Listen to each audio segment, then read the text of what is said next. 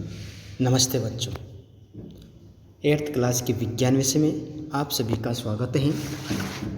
पिछले वीडियो में हमने कोयला एवं पेट्रोल पदार्थ के बारे में सामान्य चर्चा करी थी।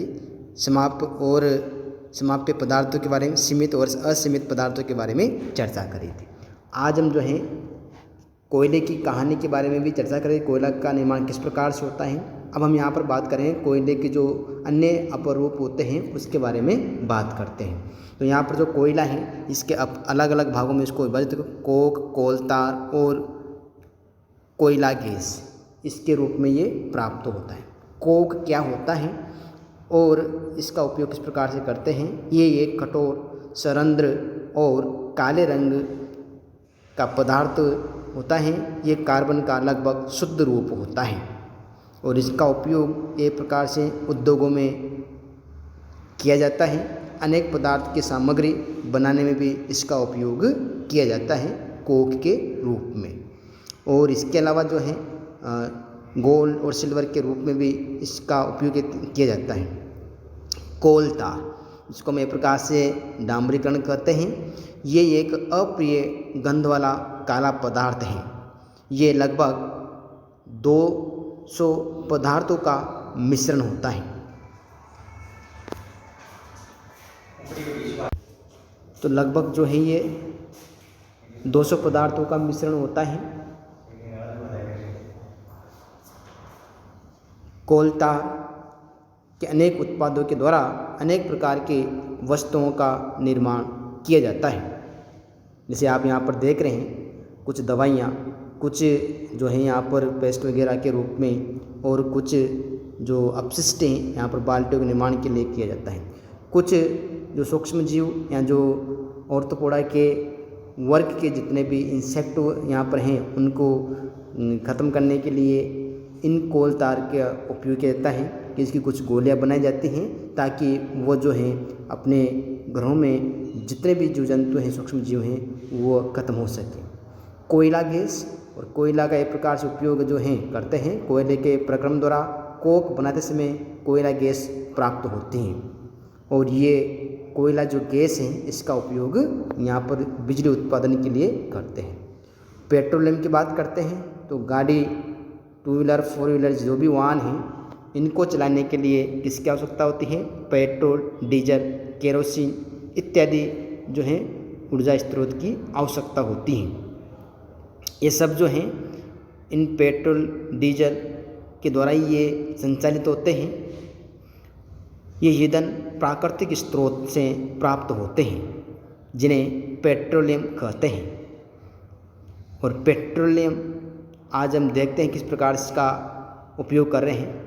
पेट्रा पदार्थ चट्टान एवं ओलियम अर्थात तेल से हुई है, क्योंकि ये ज़मीन के नीचे की चट्टानों के मध्य से निकाला जाता है।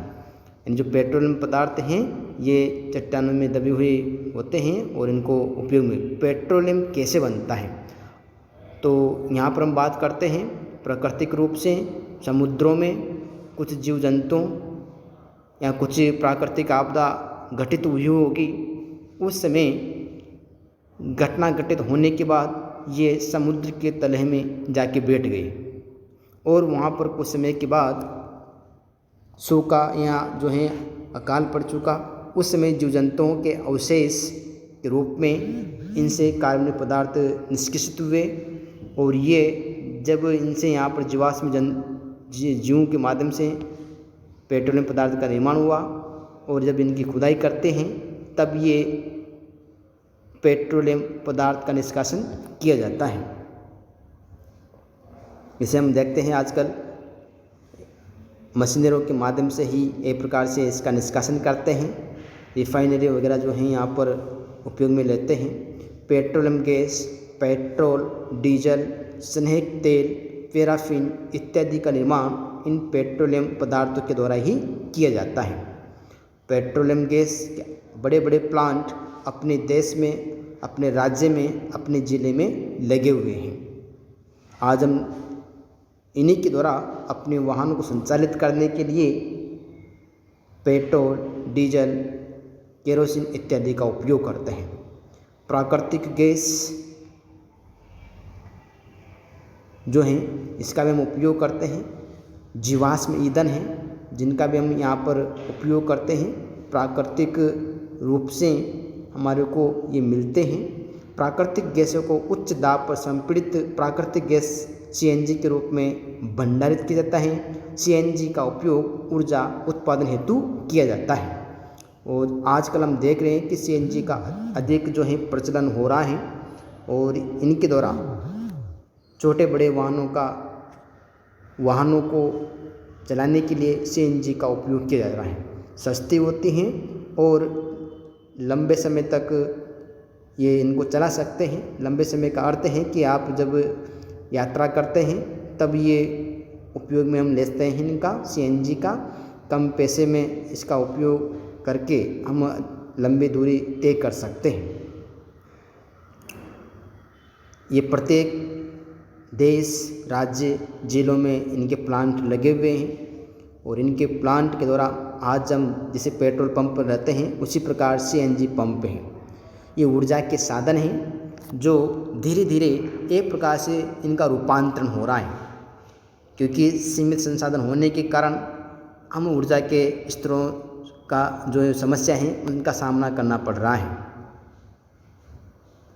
और इससे पहले पेट्रोल डीजल बहुत सस्ते थे, इसका उपयोग हम करते थे। केरोसिन का उपयोग करते थे वाहनों को संचालित करने के लिए।